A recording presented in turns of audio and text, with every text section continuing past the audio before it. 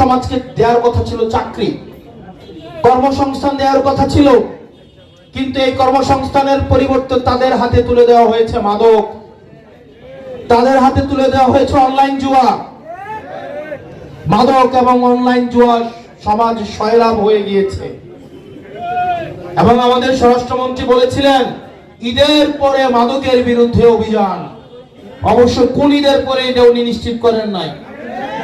ওনাদের অবশ্যই ঈদের পরেরটা কোন ঈদের সেটা কখনোই নিশ্চিত করে না।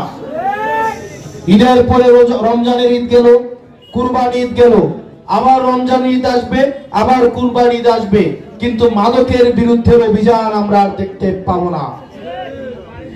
এবং স্বরাষ্ট্র মন্ত্রণালয়ের যিনি মন্ত্রী, উনার বাড়িটাই হচ্ছে, উনার বাড়ির সামনে দিয়ে হচ্ছে মাদকের সবচেয়ে বড় করিডোর।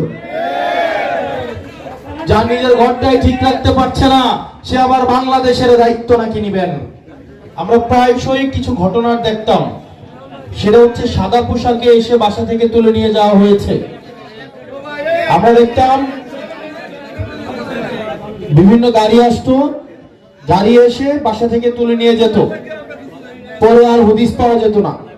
এরকম অনেক ঘটনা আমরা 24-এর আগে দেখেছি। এর মধ্যে অন্যতম হচ্ছে ইলিয়াসের ঘটনা। সিলেটের বিএনপির প্রথিতযশা নেতা ইলিয়াসকে গুম করে হত্যা করে ফেলা হয়েছিল। আপনারা জানেন কক্সবাজারে একরামুলের ঘটনা, যেখানে আমরা ফোনে একটা ফোন রেকর্ড পরবর্তীতে মানুষের সামনে এসেছিল, যেখানে একরামুলকে তার সন্তানের সাথে কথা বলা অবস্থায় গুলি করে হত্যা করা হয়েছিল। এরকম অসংখ্য সহস্র ঘটনা 24-এর পূর্বে আমরা দেখেছি। বাসা থেকে তুলে নিয়ে সাদা পোশাকে এসে গুম করে হত্যা করা হতো।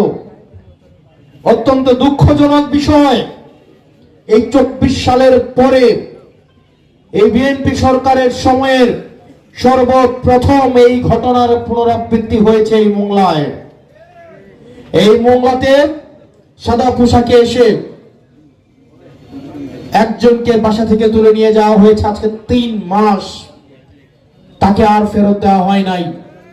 এই গুমের ঘটনা 24-এর পরে বিএনপি সরকারের জন্য একটা কালো অধ্যায় হিসেবে সূচিত হলো। কারণ অন্তর্বর্তীকালীন সরকার বলেছিল গুম কমিশন করার জন্য, মানবাধিকার কমিশন করার জন্য। বিএনপি সরকার কথা দিলেও যেই দলের সবচেয়ে বেশি নেতা নির্যাতিত নিপীড়িত হয়েছে, সেই দলের নির্যাতিত নিপীড়িত নেতা থাকা সত্ত্বেও কার প্রেসক্রিপশনে আমরা জানি না, তারা এই গুম কমিশনের বিরুদ্ধে অবস্থান নিয়েছে। এবং মানবাধিকার কমিশন এই বিএনপি সরকার মেনে নেয় নাই। দুর্নীতি দমন কমিশনে এখনো পর্যন্ত চেয়ারম্যান নিয়োগ দেওয়া হয় নাই।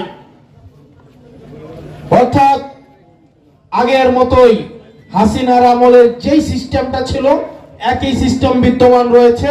কেবলমাত্র হাসিনা বাংলাদেশে থাকার কথা ছিল, সে এখন ভারতে রয়েছে।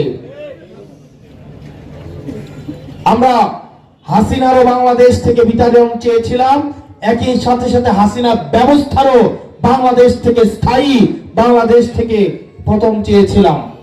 অত্যন্ত পরিতাপের বিষয়, বিএনপি সরকার হাসিনা কাঠামোটাকে অত্যন্ত সযত্নে, খুবই আন্তরিকতার সাথে, মায়া মহব্বতের সাথে বিভিন্ন ফর্মুলায়, বিভিন্ন সূত্র দিয়ে, ঐতিহাসিক রেফারেন্স দিয়ে সালাউদ্দিন সাহেব হাসিনার এই সিস্টেমটাকে এখানে টিকিয়ে রেখেছেন।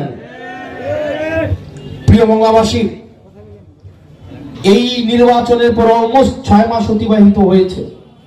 এই 6 মাস আপনাদের কি কারো কর্মসংস্থান হয়েছে?